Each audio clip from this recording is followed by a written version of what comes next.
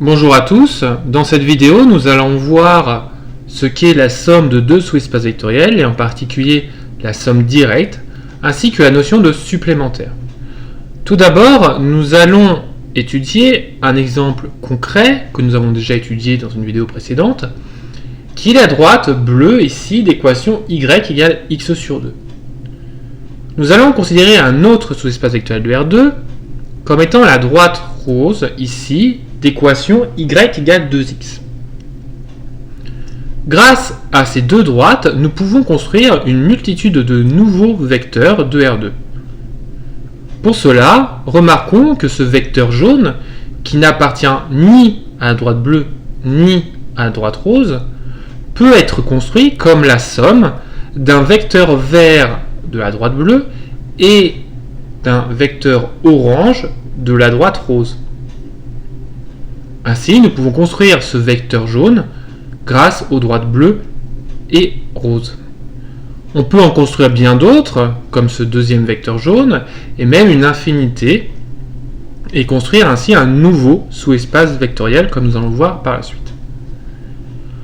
Maintenant, considérons E un K-espace vectoriel général.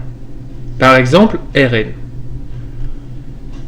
Si f et g sont deux sous-K espaces vectoriels de E, l'ensemble défini comme f plus g est défini comme étant l'ensemble des combinaisons linéaires d'éléments de f et d'éléments de g.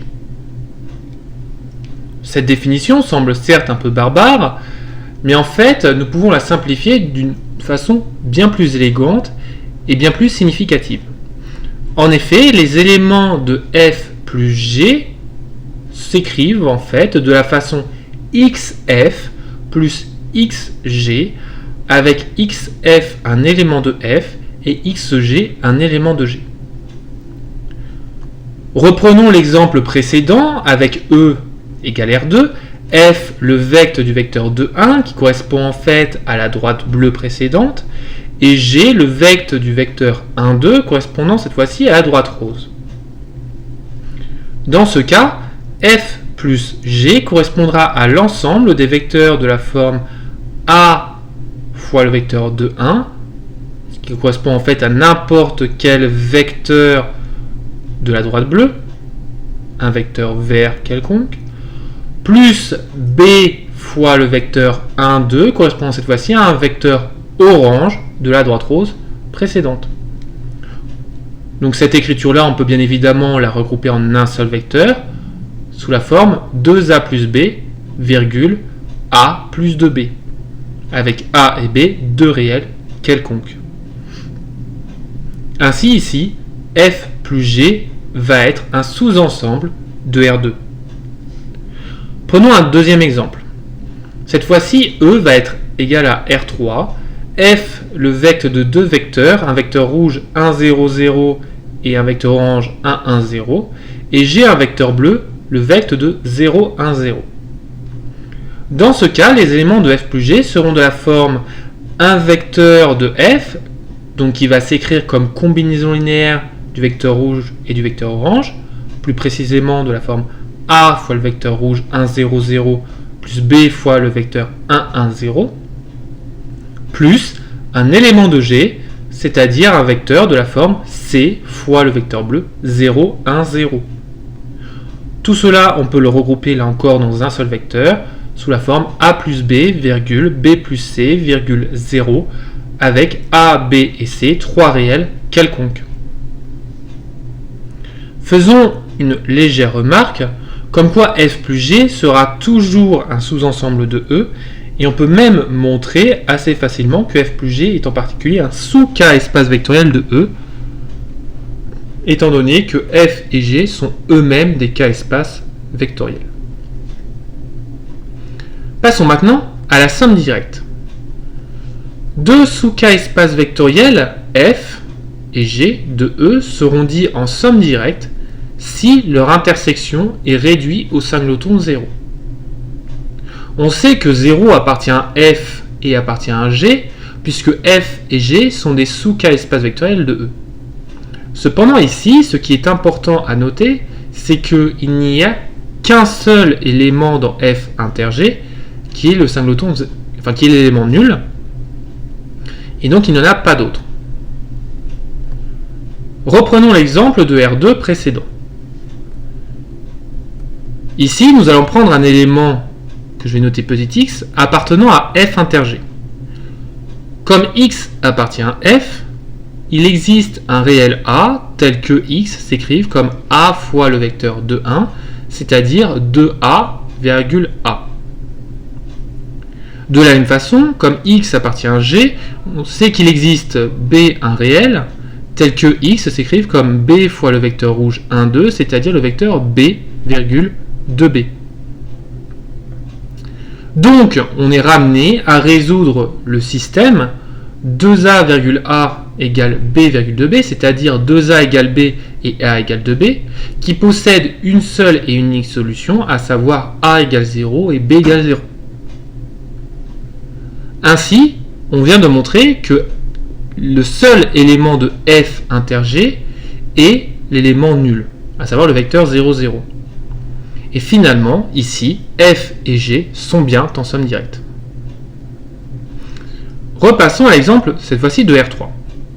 Prenons un élément x de f inter g, puisque x appartient à f, il va pouvoir s'écrire comme combinaison linéaire du vecteur rouge 1, 0, 0 et le vecteur orange 1, 1, 0, c'est-à-dire sous la forme a fois le vecteur 1, 0, 0 en rouge, plus b fois le vecteur 1, 1, 0, qu'on peut regrouper en un seul vecteur a plus b, b, 0.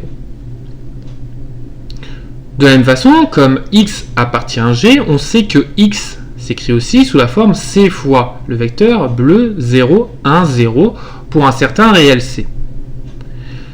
Finalement, on a une relation entre a, b et c comme étant a plus b, b, 0 doit être égal à 0, c, 0, c'est-à-dire que a plus b doit être nul et que b doit être égal à c. Ici, cette condition n'est pas vérifiée que pour une seule solution, à savoir pas que par la solution a égale b égale c égale 0. Par exemple, nous avons la solution a égale 1, b égale moins 1 et c égale moins 1.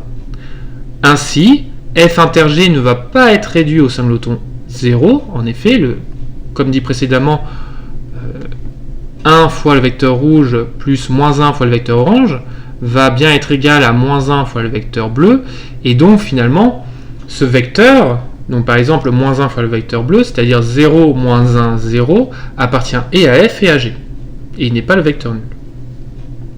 Ainsi, on vient de montrer que f et g n'étaient pas en somme directe. Passons maintenant à la dernière définition de cette vidéo, la définition de supplémentaire, qui va dépendre bien évidemment des deux définitions précédentes. Deux sous-cas espaces vectoriels f et g de E seront dits supplémentaires dans E si E est égal à la somme entre f et g et si f et g sont en somme directe.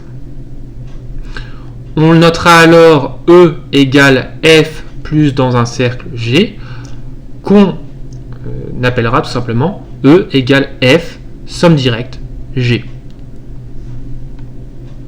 Reprenons ici l'exemple de R3 avec f le vecteur du vecteur rouge 1, 0, 0 et du vecteur orange 1, 1, 0 et g le vecteur du vecteur bleu 0, 1, 0. On a vu dans une remarque précédente qu'ils n'étaient pas en somme directe, ainsi ils ne peuvent pas être supplémentaires dans R3. Reprenons l'exemple de notre droite bleue f de R2 et notre droite rose g de R2. Tous deux vectent respectivement du vecteur bleu 2, 1 et du vecteur rouge 1, 2. On a déjà montré que f et g étaient en somme directe. Et montrons maintenant, ou au moins vérifions, que E est égal ou n'est pas égal à f plus g. Pour cela, nous allons remarquer que comme f plus g est inclus dans E, il nous reste à montrer, ou au moins à vérifier, l'inclusion inverse. Pour cela, nous allons considérer un élément de E, c'est-à-dire un vecteur quelconque xy de R2, et on cherche ici à l'écrire sous la forme xy comme étant égal à a fois le vecteur bleu, plus b fois le vecteur rouge, c'est-à-dire a fois le vecteur 2, 1 plus b fois le vecteur 1, 2, en particulier le vecteur 2a plus b, virgule a plus 2b. Ainsi, on a un système à résoudre comme étant x égale 2a plus b et y égale a plus 2b, avec, pour inconnu, a et b et comme paramètres x et y. Nous pouvons le résoudre assez simplement comme ayant qu'une seule solution, définie comme étant a égale à 2x moins y, le tout divisé par 3, et b étant égal à 2y moins x divisé par 3. Ainsi, on a montré que tout élément x, y pouvait bien s'écrire sous la forme a fois le vecteur bleu plus b fois le vecteur rouge, et cela veut exactement dire que E est inclus dans f plus g. Comme f plus g est inclus dans E, qui est lui-même inclus dans f plus g, on a montré que E était bien égal à f plus g, et comme f et g sont en somme directe, f et g sont bien supplémentaires dans E. Passons à quelques remarques et propositions. On a vu que f plus g était l'ensemble des vecteurs qui s'écrivaient de la façon xf plus xg, avec xf et xg, deux éléments respectivement de f et de g.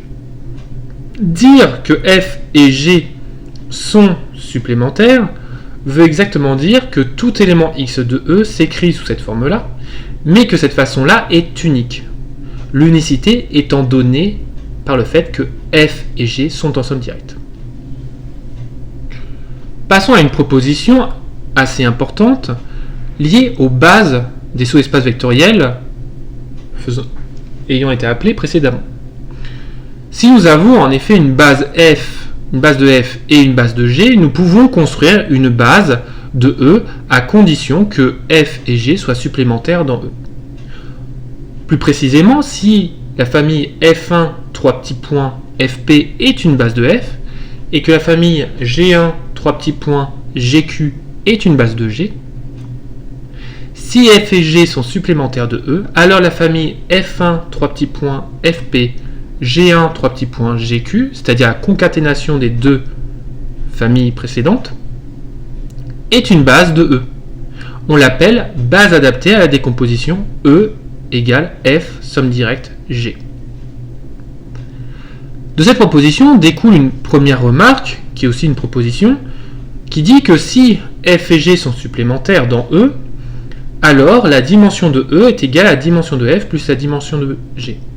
En effet, dans la proposition précédente, f était de dimension p, g est de dimension q, et on a montré en fait qu'une famille de cardinal p plus q était une base de E, c'est-à-dire que la dimension de E était bien égale à p plus q, à savoir dimension de f plus dimension de g. La réciproque n'est pas toujours vraie. En effet, il faut rajouter une hypothèse supplémentaire pour pouvoir montrer l'autre sens. Pour cela, nous allons avoir en fait besoin de faire l'hypothèse que f et g soient en somme directe, c'est-à-dire que f inter g est égal au singleton 0. Si ajouté à cela, on ajoute le fait que la dimension de E est égale à la dimension de f plus la dimension de g, dans ce cas, f et g sont supplémentaires dans E. Grâce à ces deux propositions, nous allons finir cette vidéo grâce à une méthode pour trouver un supplémentaire de f dans E. Et aussi expliquer pourquoi est-ce qu'on parle d'un supplémentaire et pas du supplémentaire de f dans E. Nous allons reprendre donc l'exemple de la droite bleue d'équation y égale x sur 2, qui est donc une droite de R2 et donc un sous-espace vectoriel de R2. Nous allons ici chercher un supplémentaire et pour cela on va décomposer la méthode en différentes étapes. La première étape va être de trouver une base de f et en déduire donc une dimension de f. Donc on a que x, y appartient à f si et seulement si x est égal à 2y, si et seulement si le vecteur xy s'écrit comme étant égal au vecteur 2y, y, et en particulier au vecteur y fois 2,1. Si on pose v étant le vecteur 2,1, on a bien montré que f est égal au vecte de v. De plus, la famille composée simplement du vecteur v est bien libre. En effet, si lambda est un réel vérifiant lambda v est égal à 0, dans ce cas, cela veut dire que 2 lambda virgule lambda est égal à 0,0, ce qui implique, bien évidemment, que lambda est bien nul. Ainsi, la famille composée que du vecteur v est génératrice et libre dans f, c'est une base de f, composée que d'un seul vecteur, ainsi dim de f est égal à 1. La deuxième étape correspond à une remarque faite à l'aide des propositions précédentes. En effet, si G est un supplémentaire de f dans E, on sait que la dimension de E doit être égale à la dimension de f plus la dimension de G. Cependant, E étant R2, la dimension de E est égale à 2, et on a vu dans la première étape que la dimension de f était égale à 1. Ainsi, forcément, la dimension de G doit elle aussi être égale à 1. Donc on est ramené à un nouveau problème équivalent qui est de trouver un vecteur W tel que G soit égal au vecteur de W et qu'il soit un supplémentaire de f. Maintenant, comment choisir W? Pour cela, je vais vous donner une méthode générale dans ce cadre-là pour trouver un W qui convient. Pour cela, nous allons prendre tout simplement un vecteur qui n'appartient pas à f. Par exemple, le vecteur 1, 0 n'appartient pas à f. En effet, 1, 0 ne vérifie pas la condition y égale x sur 2. Et donc, d'après cette petite technique que je vous présente, le vecteur W défini par 1, 0 semblerait convenir. Passons à la dernière étape de vérification. Vérifions que G défini comme vecteur de W convienne bien comme supplémentaire de f. Prenons tout d'abord un élément xy appartenant à l'intersection de f et de G. Cela veut exactement dire que xy doit être égal à a fois v, puisque xy appartient à f, c'est-à-dire égal à 2a, a. Comme ce vecteur appartient aussi à G par hypothèse, il doit être aussi égal à b fois w, c'est-à-dire à b,0, avec ici a et b deux réels spécifiques, dépendant bien évidemment de x et de y, ou xy dépendant de a et de b. On a donc un système ici à résoudre qui est 2a,a doit être égal à b,0. Ce système est assez rapide à vérifier et donne a égale b égale 0.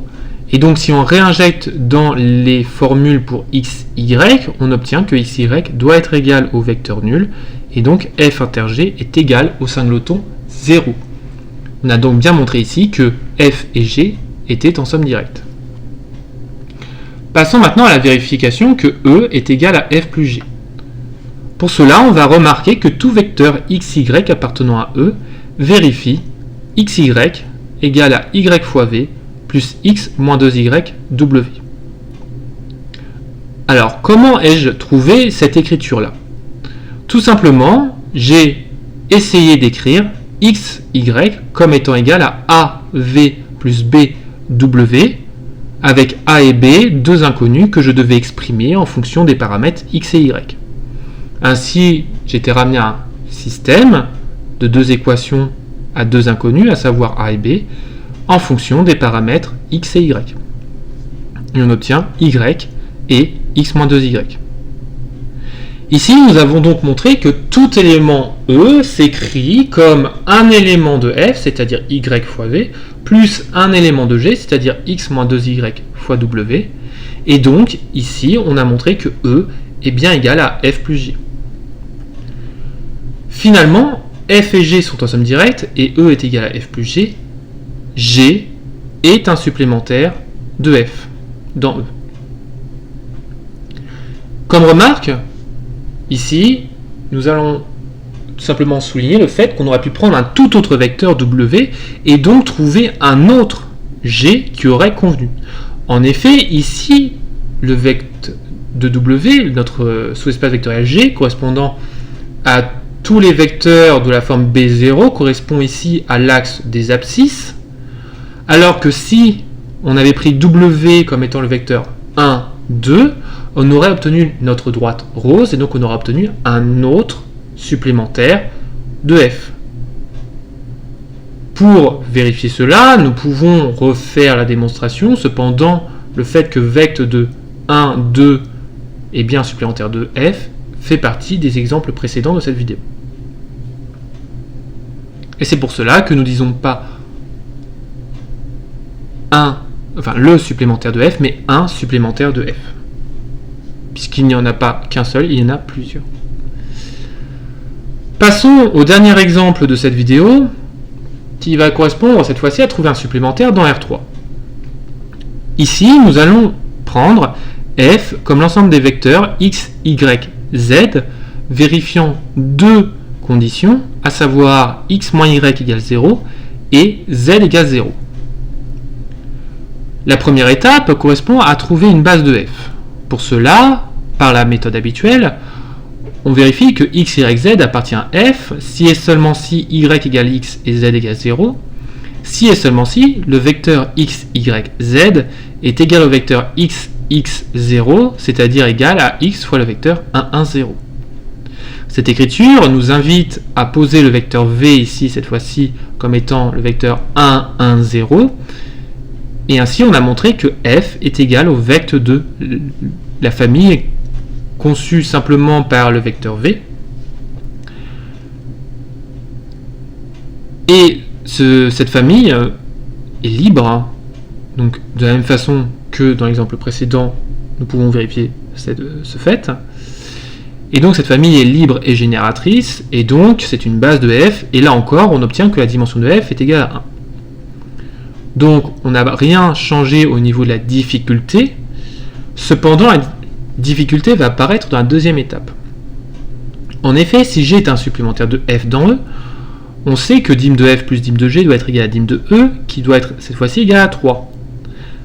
Par le calcul précédent, on sait que dim de f est égal à 1, donc dim de g est égal à 2, et donc on est ramené à chercher W1 et W2, deux vecteurs, tels que g défini comme le vecte de W1 et W2, soit un supplémentaire de f. Cependant, comment choisir correctement W1 et W2? En effet, on ne peut pas choisir W1 et W2 n'importe comment. Par exemple, si W1 était un vecteur n'appartenant pas à f et W2 égale à W1, on n'aurait que G égale au vecte de W1 et de W1, correspond aussi au vecte de W1 seulement, serait alors de dimension 1, et donc ne conviendrait pas. Donc ici, nous allons voir la méthode générique dans le cas où on doit trouver plusieurs vecteurs pour compléter finalement notre vecte pour G. Tout d'abord, il faut trouver un premier vecteur. L'initialisation de notre méthodologie va être la même que dans la précédente.